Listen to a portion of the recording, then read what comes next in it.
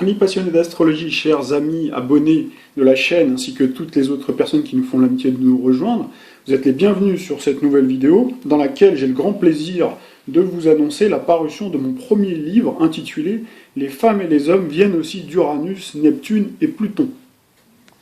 Alors comme vous pouvez le constater, le titre que j'ai choisi pour mon ouvrage fait une allusion volontaire et à peine voilée au fameux best-seller de John Gray.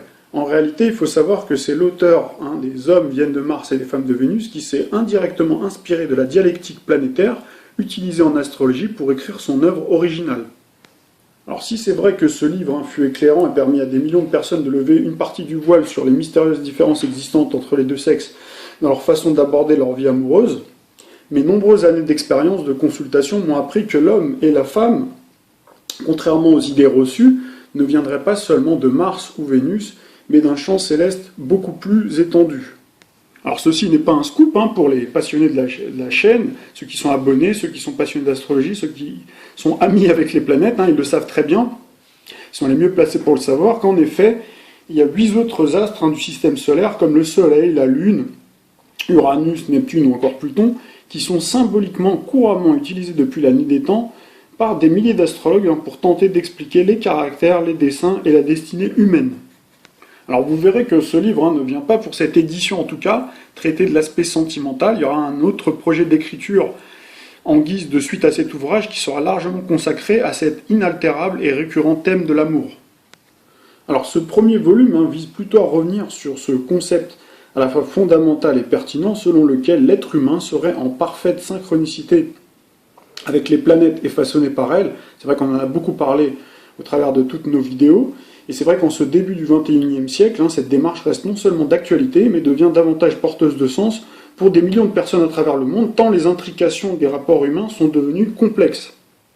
Alors pour attester de la pertinence de ce langage planétaire, ça je m'adresse surtout aux néophytes, c'est vrai que même notre actuel président de la République, Emmanuel Macron, qu'on soit d'accord ou pas avec sa politique, c'est lui-même emparé de cette symbolique planétaire en déclarant au moment de sa déclaration de candidature à la magistrature suprême: je ne crois pas au président normal, au contraire, la France a besoin d'un chef d'État jupitérien. C'est vrai que depuis son élection du 7 mai 2017, l'année dernière, le nouveau locataire de l'Élysée a d'ailleurs réitéré ses propos plusieurs fois. Alors c'est vrai que cette expression a fait vraiment sensation, et puis c'est vrai que les journalistes ne se sont pas fait prier pour s'en faire écho, et en ont fait même leur chou gras dans leurs éditos. Alors ceci montre bien, c'est une des preuves en fait que le langage astrologique s'est désormais invité sans le dire au plus haut sommet de l'État et dans toutes les salles de rédaction des plus grands titres de la presse française et même internationale. Alors bien entendu, les passionnés d'astrologie de la première heure n'ont pas attendu cet épisode présidentiel pour découvrir avec intérêt et bonheur, au travers de différents supports déjà nombreux, la relation étroite existante entre leur signe astrologique, leur ascendant avec leur caractère. Alors si bien entendu les fondamentaux inhérents aux signes zodiacaux restent bien entendu valables, vous verrez quand vous lirez le livre, donc les chapitres qui s'en suivent, mais également dans le tome 2 qui va arriver très vite derrière, pourquoi il est en réalité plus précis d'avoir une approche planétaire pour décrire le plus fidèlement possible quelqu'un, tant morphologiquement, psychologiquement que dans son chemin de vie.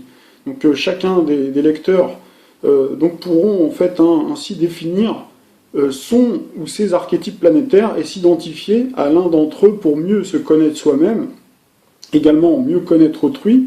C'est vrai que dans une société aussi qui voue un culte absolu à l'apparence physique et au paraître, accéder à ces connaissances peut permettre de se décomplexer et d'apprendre à mieux s'accepter comme on est.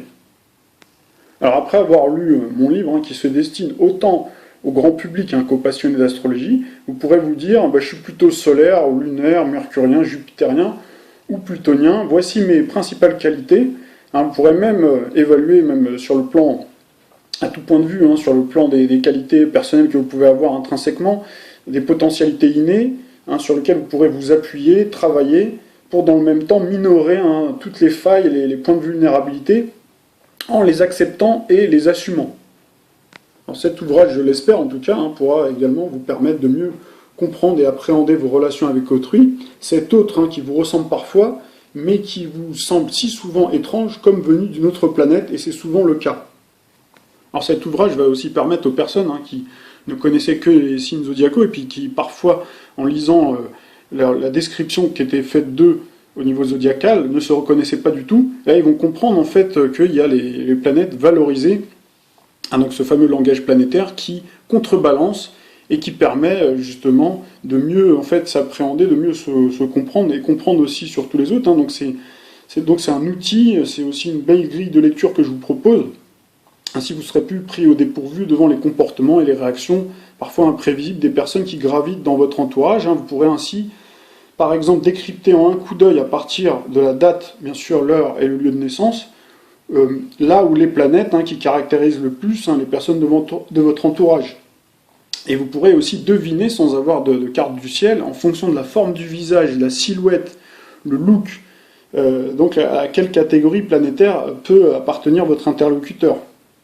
Vous pourrez ainsi évaluer, apprécier et anticiper sur le type d'échange et d'interaction sociale que vous pourriez avoir, ou tout simplement améliorer la relation déjà existante avec votre entourage. Alors pour rendre ce livre et ce voyage interplanétaire plus agréable et plus parlant et plus vivant, j'ai pris le soin de l'illustrer, notamment pour le second tome, donc qui arrive très vite derrière, à travers les tranches de vie de personnalités publiques. Je vous en parlerai un petit peu plus longuement. Je vous parle de célébrités, je parle des stars vivantes ou disparues. Ça, c'est vraiment pour prendre des exemples et puis pour que les personnes puissent s'identifier. Et puis, bien sûr, le tome 3 traitera des interactions amoureuses. Alors voilà, comme ça, vous pourrez savoir si vous êtes vénusien, martien, jupitérien.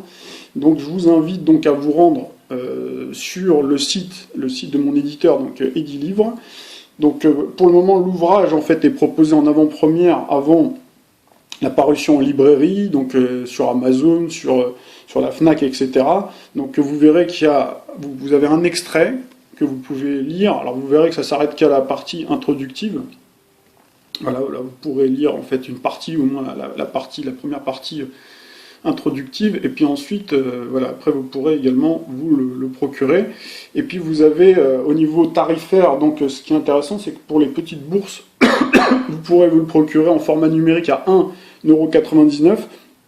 Et pour les personnes vraiment qui veulent se le procurer donc en format papier, avec un beau livre pour le mettre dans votre bibliothèque, à ce moment-là, il est de 42 €. Voilà, donc je vous souhaite en tout cas une très très bonne lecture à vous, et donc j'espère que ce livre vous plaira, et je vous dis à très vite pour évoquer le tome 2.